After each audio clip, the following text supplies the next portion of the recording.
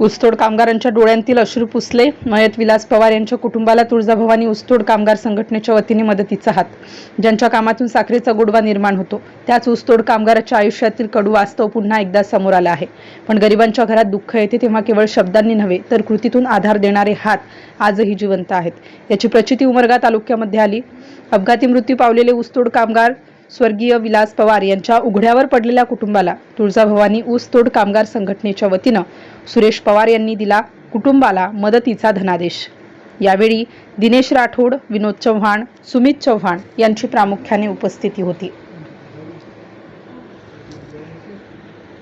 धाराशिव उमरगा. आज आम्ही रामनगर बेळम तांडा या ठिकाणी आलेलो आहोत.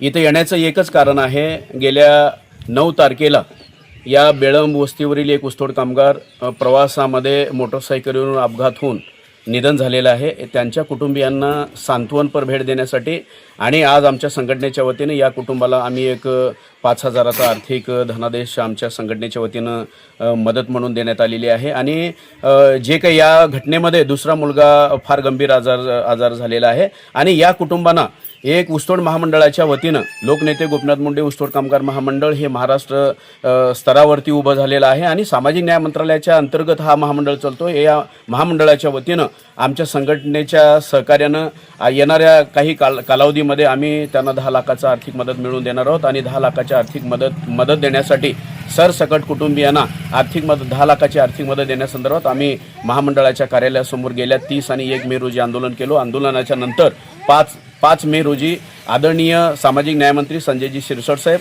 आणि सामाजिक न्याय विभागाचे प्रधान सचिव हर्षदीपजी कांबळे साहेब यांना आम्ही निवेदनाच्या माध्यमातून एकतर या महाराष्ट्रामध्ये जे काही ऊसतोड कामगार अपघाती किंवा कोणत्याही घटनेमध्ये मयत होतात त्यांना सरसकट 10 लाखाची आर्थिक मदत देण्यासंदर्भात आम्ही त्यांच्याकडे निवेदन दिलेलं आहे, विनंती केलेली आहे. आणि आदरणीय महोदय मंत्री महोदयांनी आम्हाला त्या बैठकीमध्ये येत्या काही दिवसामध्ये 10 लाखाचा सरसकट आर्थिक मदतीचा शासन निर्णय आम्ही पारित करणार आहोत, हे देखील आम्हाला शब्द दिलेले आहेत. त्याच पद्धतीनं प्रधान सचिव कांबळे साहेबांनी देखील आम्हाला शब्द दिलेले आहेत. आणि या माध्यमातून मी पुनश्च एकदा या सामाजिक न्याय मंत्रालयाचे मंत्री महोदय संजयजी शिरसट साहेब यांना मी एक विनंती करेन की लवकरात लवकर जो काही प्रलंबित 10 लाखाचा आर्थिक मदतीचा जो काही शासन निर्णय पारित व्हायचा आहे ते प्रलंबित राहिलेलं आहे. लवकरात लवकर या कुटुंबियांना आर्थिक मदत देण्यासाठी आपण शासन निर्णय पारित करावं.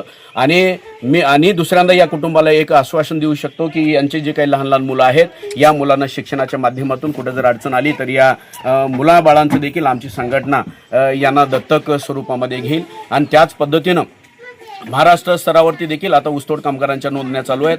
या नोंदण्या करून घेण्यासाठी या महाराष्ट्रातील ऊसतोड कामगार धजावत नाहीत. तरी या माध्यमातून मी या ऊसतोड कामगारांना देखील आवाहन करू इच्छितो की आपल्या घरापर्यंत जे काय प्रतिनिधी ऑनलाईन ऊसतोड कामगार नोंदणी करण्यासाठी येत आहेत त्यांच्याकडे आपण निश्चितच नोंदणी करून घ्यावी. या महाराष्ट्र राज्यामध्ये जर नोंदणी केलेली असेल त्याच कामगारांना ज्या काही योजना आहेत, परवाच 27 एप्रिल रोजी सामाजिक न्याय मंत्रालयाच्या वतीनं शासन निर्णय पारित झालेला आहे. घनबूट, पायातील घनबूट, त्यांना राहण्यासाठी टेंट, हातमोजे, महिला कामगारांना सॅनिटरीज, अंथरूण पांघरूण आणि सोलापुरी चादर या संदर्भाचा शासन निर्णय पारित झालेला आहे. आणि ते वितरित करण्यासाठी देखील ई निविदेची देखील प्रक्रिया झालेली आहे.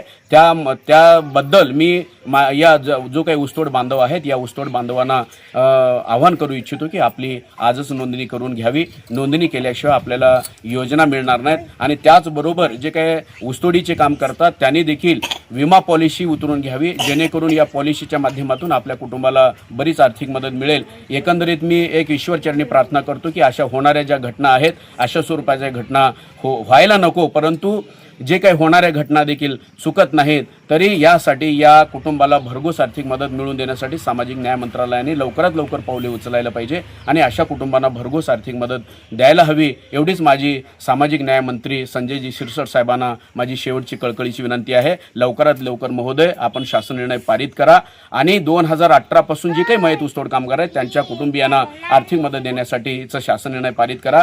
आणि जे काय 10 ऑक्टोबर 2024 पूर्वी जे काही लोक मरण पावलेले आहेत आणि जिल्हा समितीवरून हे प्रस्ताव महामंडळाकडे गेलेले आहेत, महामंडळावर देखील अशा स्वरूपाचे धनादेश प्रलंबित आहेत. या कुटुंबियांना लवकरात लवकर हे धनादेश पुरवण्याचं काम देखील करावं आणि जिल्हा समितीनं असा आदेश करायला पाहिजे की जे काय भविष्यामध्ये येणारे जे काय प्रस्ताव आहेत सरसकट प्रस्ताव स्वीकारण्यासाठी देखील आदेश निर्गमित व्हावं.